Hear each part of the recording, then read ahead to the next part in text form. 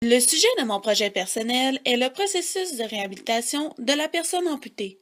J'ai choisi ce sujet car le domaine de la santé et aider les gens me passionne. C'est pourquoi j'aimerais entreprendre au cégep une technique en réadaptation physique. Cette technique implique des fois de travailler avec des personnes amputées. L'aire d'interaction qui a orienté mon projet est santé et formation sociale. Cette aire a été choisie car je voulais que mon projet sensibilise mon public cible à la santé physique en leur faisant comprendre les impacts physiques et psychologiques que la personne amputée doit faire face après une amputation. Ensuite, je voulais qu'ils réfléchissent sur la réalité quotidienne d'une personne amputée pour qu'ensuite qu'ils analysent les relations qu'ils ont avec les autres. Pour finir, je voulais qu'ils portent un nouveau regard sur la personne amputée pour ensuite qu'ils portent des actions concrètes pour eux et pour les autres. Mon but est de faire prendre conscience du cheminement que doit entreprendre la personne amputée, tant sur le point psychologique que physique, suite à un diagnostic qui nécessite l'amputation. Mon but est stimulant car j'adore comprendre ce qui se passe dans la tête des gens après avoir vécu des situations difficiles. Et le domaine de la médecine me passionne. Aussi, mon but est réaliste car je connais déjà une personne amputée et mon superviseur est connaissant dans ce domaine, donc ils vont pouvoir m'aider tout au long de mon projet.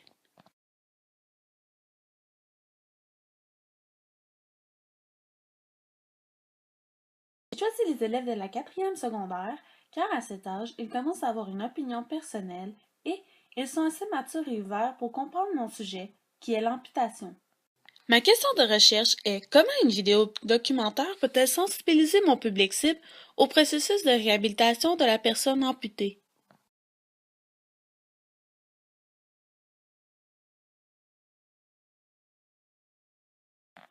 Mon premier indicateur est de créer une vidéo de 20 minutes sur le processus de réhabilitation de la personne amputée. Mon deuxième indicateur est d'utiliser un vocabulaire juste et adapté à mon public cible. Mon troisième indicateur est de maîtriser et d'utiliser un moyen de communication efficace et professionnel afin de livrer un produit de bonne qualité. Et mon quatrième indicateur est de vérifier la tête de mon but à l'aide d'un questionnaire d'évaluation et avoir une réussite d'au moins 75%.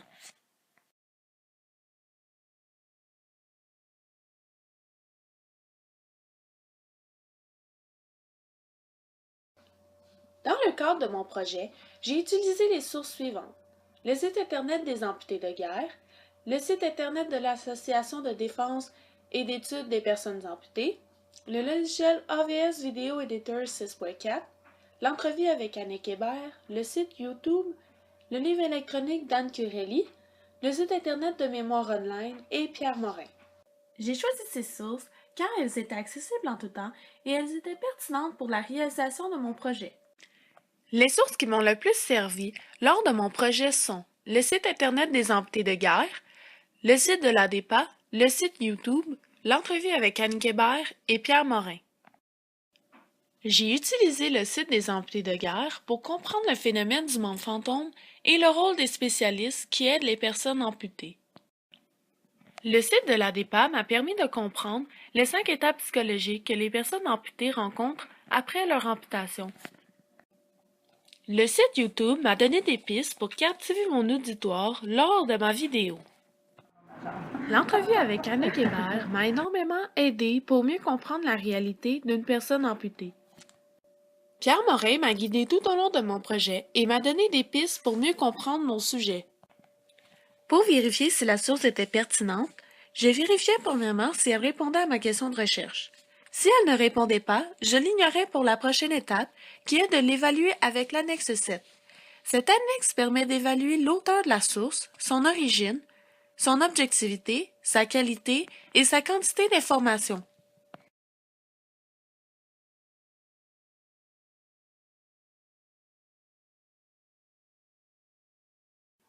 Ma recherche a une grande influence sur ma création.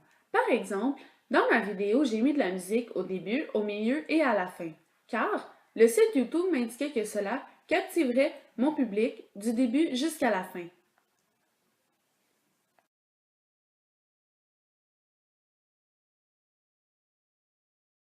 I'm coming home, I'm coming home. Tell the world I'm coming home. Let the rain wash away all the pain of yesterday. I know my kingdom awaits, and J'ai aussi décidé d'utiliser le logiciel OBS Video Editor 6.4 pour ma vidéo, car dans les informations que j'ai recueillies, c'était le meilleur logiciel à utiliser avec mon ordinateur.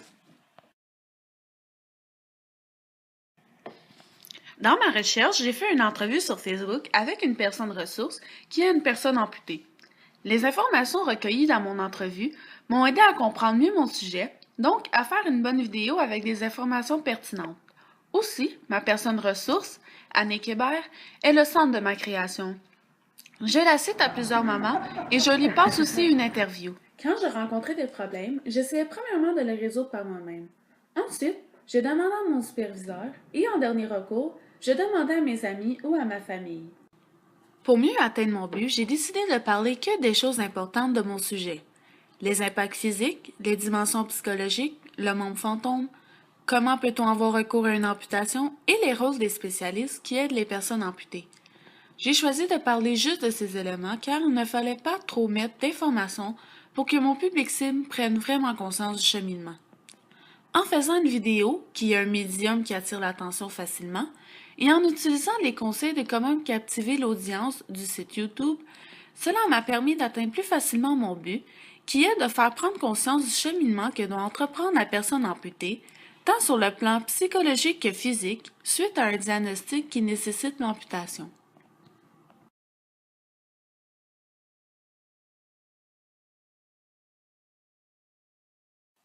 J'ai dû modifier mon but initial car il n'était pas assez clair et développé.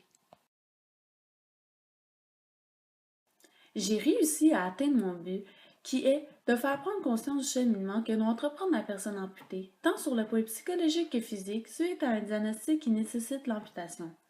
Je peux affirmer ceci car les réponses obtenues auprès de mon public cible sont très concluantes. Quand je leur ai posé la question suivante dans mon questionnaire, avez-vous compris les étapes psychologiques qu'une personne amputée subit après son amputation? 97% de mon public cible ont répondu oui. En plus, après cette question, je leur ai posé la question suivante. Si oui, peux-tu m'en nommer une? Les 97% ont mis une bonne réponse à cette question. Donc, je peux conclure avec cette question que mon public cible a pris conscience du cheminement sur le point psychologique. Ensuite, j'ai posé la question suivante. Avez-vous compris que le monde fantôme est une illusion que les personnes amputées perçoivent lors de leur réhabilitation? 91% de mon public cible ont répondu oui. Le monde fantôme a un impact physique, donc je peux conclure avec cette question que mon public cible a pris conscience du cheminement sur le point physique. Pour terminer, j'ai aussi posé la question suivante. Est-ce que ma vidéo vous a permis de comprendre le cheminement que doit entreprendre la personne amputée après son amputation? 97% m'ont répondu oui. Aussi, dans les commentaires recueillis de mon questionnaire, une personne a répondu que ma vidéo l'avait beaucoup touchée et la moitié de mon public cible a dit que ma présentation était bonne et instructive. Donc, avec ces 4 questions, je peux conclure que mon but est atteint car mon public cible a pris conscience du cheminement que doit entreprendre la personne amputée, tant sur le point psychologique que physique, après une amputation. Mes indicateurs de réussite n'ont pas été modifiés ou adaptés lors de ma démarche. Mon premier indicateur est créer une vidéo de 20 minutes sur le processus de réhabilitation de la personne amputée. En évaluant mon produit, je peux dire que je n'ai pas atteint cet indicateur car ma vidéo dure que 16 minutes 37 secondes. Par contre, j'ai atteint une partie de cet indicateur qui est de faire une vidéo sur le processus de réhabilitation de la personne amputée. Mon deuxième indicateur est utiliser un vocabulaire juste et adapté à mon public cible. J'ai évalué cet indicateur lors de ma présentation de mon produit devant mon public cible. Dans mon questionnaire, j'ai posé la question suivante. Est-ce que le vocabulaire que j'ai utilisé t'a permis de bien comprendre l'ensemble de ma présentation? 82% de mon public cible ont répondu oui. Donc, cet indicateur est atteint. Mon troisième indicateur est de maîtriser et d'utiliser un moyen de communication efficace et professionnel afin de livrer un produit de bonne qualité. Pour vérifier l'atteinte de cet indicateur, j'ai posé la question suivante dans mon questionnaire d'évaluation. Est-ce que ma vidéo est de bonne qualité? 53% de mon public cible ont répondu non, donc cet indicateur n'a pas été atteint. Pour finir, mon quatrième indicateur est vérifier l'atteinte de mon but à l'aide d'un questionnaire d'évaluation et avoir une réussite d'au moins 75%. Pour vérifier l'atteinte de cet indicateur, j'ai posé la question suivante dans mon questionnaire. Est-ce que ma vidéo vous a permis de comprendre le cheminement que doit entreprendre une personne amputée après son amputation? 97% de mon public cible ont répondu oui. Donc, cet indicateur a été atteint.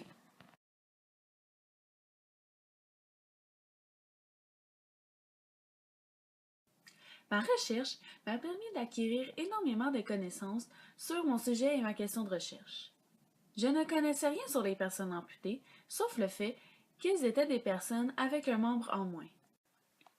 Ma recherche m'a permis d'apprendre le modèle de Kubler-Ross.